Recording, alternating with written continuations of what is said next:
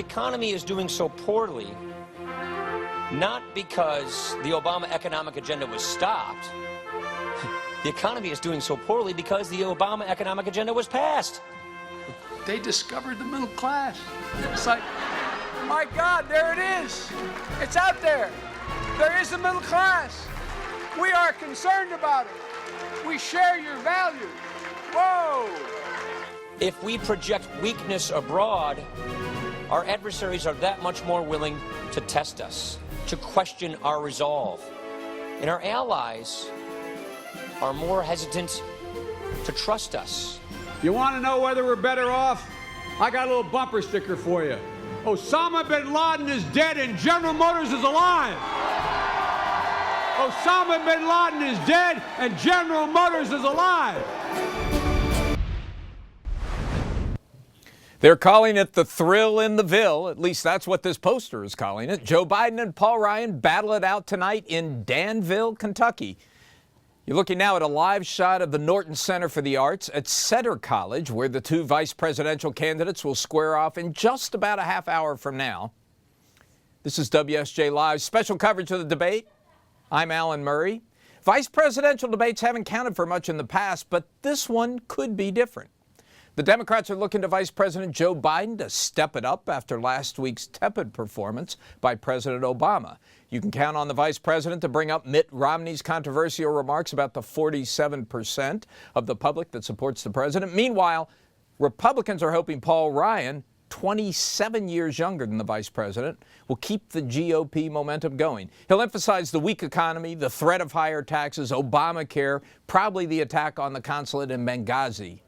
And we're going to bring in a star-studded roster of guests to help you make sense of tonight's debate.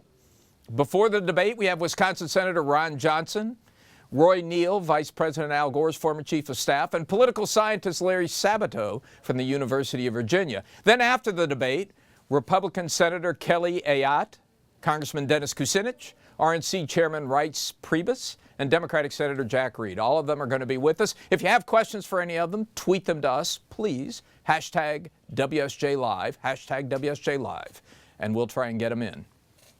But first, a man who has weathered almost exactly as many presidential and vice presidential debates as I have, Wall Street Journal Washington Bureau Chief Jerry Seib. Jerry, how are you? Good. Weather's probably the right word, too, Alan. Weathered is certain. You know, the first one I remember, I heard it I was in college, listened in my car to the debate between Bob Dole, the famous debate between Bob Dole and Walter Mondale in 1976, when Dole brought up all the people who had died in, quote, Democratic wars. Sounded like a pretty mean old man. Joe Biden's got to be careful about that. Go ahead. Well, he does. You know, it's interesting because you do have a giant age gap here, which you referred to in the opener, and it's sort of, you know, Joe Biden doesn't want to either be the old man or the mean old man, but he wants to be the seasoned veteran, and Paul Ryan wants to be the young new face of the Republican Party, but not be a young whippersnapper or a smart aleck. So it's going to be an interesting contrast just on that front, leaving aside the obvious ideological splits that we're going to be seeing tonight. Jerry, let's talk about what's happened in the last week, because it's really been a pretty remarkable swing in the polls. I mean, you had this persistent Obama lead right up to that debate last week, and it's now gone away entirely, hasn't it?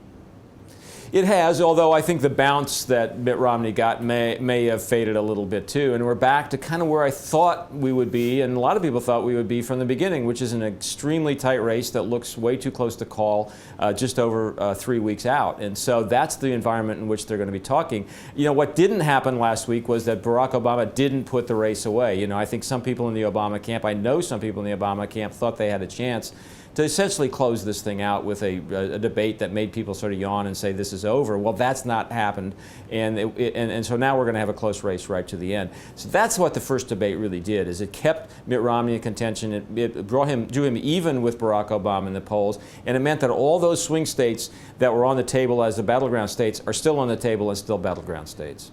Do you think anything can happen tonight that can really change the dynamic? I think because, and you referred to this also in the opener, because this debate has taken on more importance, given the way the first debate turned out, it'll probably have a higher viewership, I'm guessing, than your average vice presidential debate. You get that many millions of Americans tuned into any political event, yeah, it can make a difference. I think what it can probably do is reset the table for the next presidential debate. Kind of make people think, oh yeah, that's the Obama message that's sharper than I heard it last week, if that's what Vice President Biden succeeds in doing, or that's the contrast that this election is about, and that sets the table for the second presidential debate. Jerry, let's take a look at what is probably the most famous moment in recent vice presidential debates, when Lloyd Bentsen went up against Dan Quayle. Watch this. Experience in the Congress as Jack Kennedy did when he sought the presidency. Senator, I served with Jack Kennedy. I knew Jack Kennedy. Jack Kennedy was a friend of mine. Senator, you're no Jack Kennedy.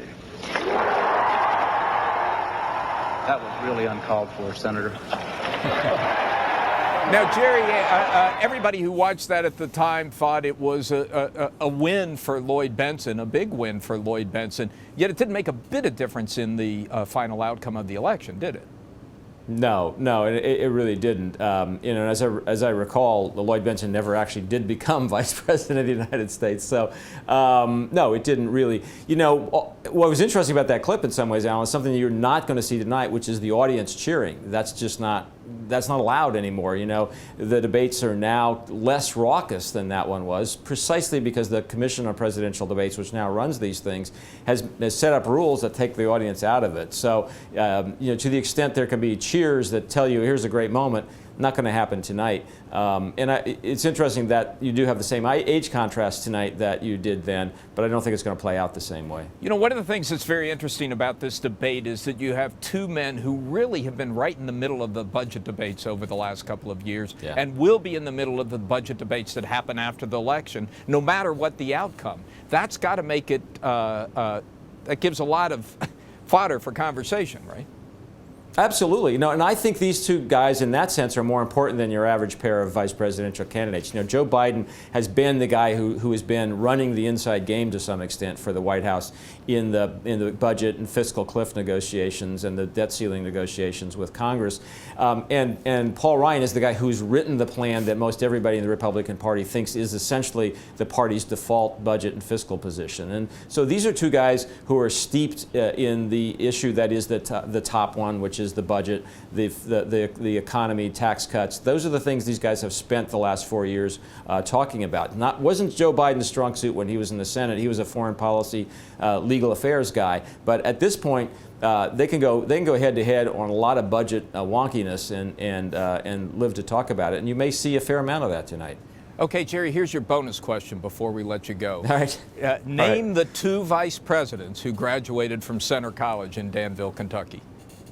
Oh my God! You know, I should know the answer to this, but I don't. I'm not going to guess and embarrass myself. John C. Breckinridge and Adlai Stevenson. All right. Both graduated from tiny Center College, liberal arts college. Which explains why we're about to have the second vice presidential debate in history at this same place. It is the place for vice presidents. Thank you very much, Jerry. Hope you'll be back after the debate. Sure. Vice President Joe Biden, Congressman Paul Ryan face off moments from now in Danville, Kentucky. Stay right here on WSJ Live to watch it. When we come back from this break, Senator Ron Johnson is going to talk about the Ryan budget and whether his state of Wisconsin might be in reach of Republicans this year. So stay with us. Let me help you with the difference, Ms. Ferraro, between Iran and the embassy in Lebanon. Let me just say, first of all, that I almost resent Vice President Bush, your patronizing attitude that you have to teach me about foreign policy.